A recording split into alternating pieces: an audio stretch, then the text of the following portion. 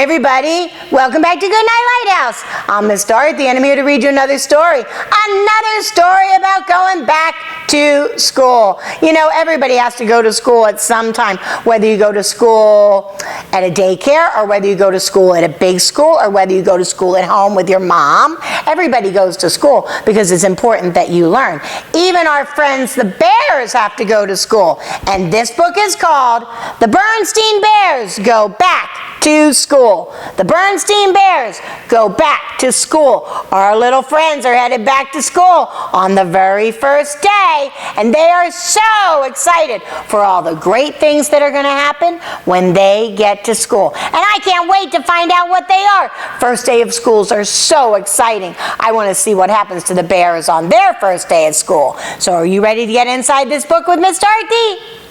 Good. I need you to sit up and listen up, because here we go. The Berenstain Bears Go Back to School, written by Stan and Jan Berenstain with Mike Berenstain. When summer ends and the air turns cool, the time has come to go back to school. Sister and brother bear, all clean and neat, wait at the bus stop just up the street. Cousin Fred and Lizzie are waiting there too, with some kindergartners. For them this is new. Wow, it's the first day of school. They're all waiting at the bus stop. When down the road comes the big orange bus, and there at the wheel is bus driver Gus. The bus slows down. Its lights flash red. Now brother and sister and Lizzie and Fred all climb aboard. They're on their way to Bear Country School on this special first day. This is exciting. As they pass their house, Cub's sister and brother smile and wave to their father and mother. Down the sunny dirt road, waiting just up ahead, is Bear Country School, newly painted bright red. Yay, they're almost there. The classrooms are waiting for the day to begin, all dusted and polished and neat as a pin. The whiteboards are waiting for the whine and screech of markers wielded by teachers with lessons to teach. It's the first day of school for all teachers too. One of the teachers is brand spanking new. Miss Polly's her name. She tries to stay cool, even though it is also her first day of school. Wow, it's a brand new teacher. It says, "Welcome to second grade, Miss Polly." Wow, teachers have first days too. And now here they come right up Schoolhouse Drive. The big orange buses are about to arrive. Now off the buses the Cubs come a-pouring, torrents of students all cheering and roaring. The schoolyard was empty the whole summer long, but now it's alive with a noisy Cub throng. Cubs playing tag, Cubs jumping rope, kindergartners doing their very best to cope. The kindergartners are a little nervous, but the other kids are so excited. Yikes! The too tall gang is headed this way to tease all the Cubs who are smaller than they. Here comes Mr. Grismeyer, who coaches sports. "Report to my office," Mr. Grismeyer storts. The sound of the bell cuts through all the noise of a whole schoolyard teeming with Cub girls and boys. Cubs get into line according to size, checking out new backpacks and cool school supplies. They're getting ready to go in. Nothing has changed as they march through the halls. The very same pictures still hang on the walls. The principal's bench where naughty Cubs wait, sitting so quietly awaiting their fate. The sports trophy case are filled with prizes, gold cups and ribbons of various sizes. There's Teacher Jane greeting her new class, welcoming every Cub lad and lass. And all out of breath from one last game of tag, all Cubs pledge allegiance to our country's flag. Then as she writes the lesson of the day, a stray paper airplane flies Teacher's way. "You know I've got eyes in the back of my head," says Teacher Jane to naughty Cub Ned. and it's just possible that she may be had. She does always know just who's being bad. Teachers are very, very smart, and they can see what's going on. Meanwhile, in grade 3, just up the way, Teacher Bob starts out this way. Third grade is hard. Third grade is tough. There's no more easy first grade-ish stuff. There'll be geography and math and science, book reports, history, and self-reliance, vocabulary words as long as your arm.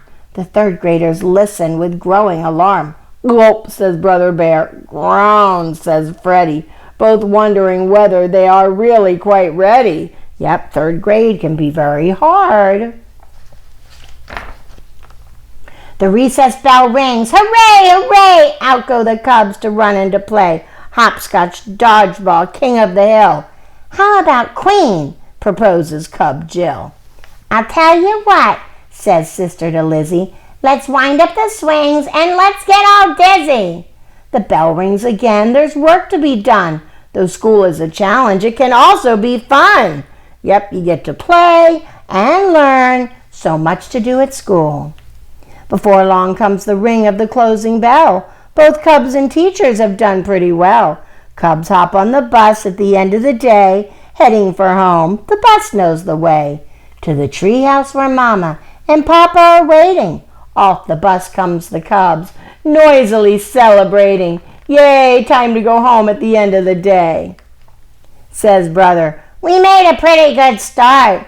Look, said Sister, I did this in art. How lovely, says Mama. It's our home sweet tree. After supper, some homework, and a bit of TV. The cubs lie awake in their double-decked bed. Both are thinking about all the fun days ahead. There is so much to do. There is so much to know. There are so many ways to learn and grow. So they lie awake thinking that the first day of school night, about places to go, about stories to write, about saving the forest, about cleaning the air, about getting along with their fellow bear. They could dig up old bones, discover new creatures, save the whale and the condor. Hey, maybe be teachers. But before very long, now they are dozing. Brothers and sisters, eyes are now closing. And so to sleep. Sleep tight is the rule. There's a big day tomorrow, the second day of school. Wow, they had a really busy first day of school. They had so much to do. They got to ride on the big bus. They got to go into their classroom. They got to learn. Then they got to play on the playground. Then they went back in their classroom again. Then they had lunch. Then they got back on the bus. What a busy day. No wonder they're so tired. That was exciting. And now they can't wait for day 2 because every day of school is exciting. And I'm glad the Bears got to have their first day of school. What fun! I can't wait to get back to school. Now you might already be in school, or you might be getting ready to go to school, or you might be in preschool. That's exciting too. Or you might have school right at home with your mom. That's really exciting. You know, wherever you go to school, the people there are to help you learn, take care of you, and make sure you have fun. That's what school's all about. I can't wait for you to go. I wish you could tell me all about it because I love to hear about everybody's first day of school. But that's tomorrow, not tonight. Tonight I need all my little bears to get into bed. I need you to get under your covers, get cuddled up, curled up, ready for a really good night's sleep. And whatever tomorrow is, and wherever you go to school, remember, there's a lot for you to learn. It's a great big world out there. You have a lot to learn. So get into school, listen up, pay attention, and whatever you do, obey. And obey right away. And then come back and see Miss Dorothy, because I'm going to be sitting right here, ready to read another book to you. Bye! Thanks for reading with Miss Dorothy. I hope you enjoyed this book, and I hope you'll come back soon to read another. What's your favorite book? Drop Miss Dorothy a note and let me know. I'll go find it, and I'll read it to you. Be sure to subscribe, like, and share. I'll see you soon.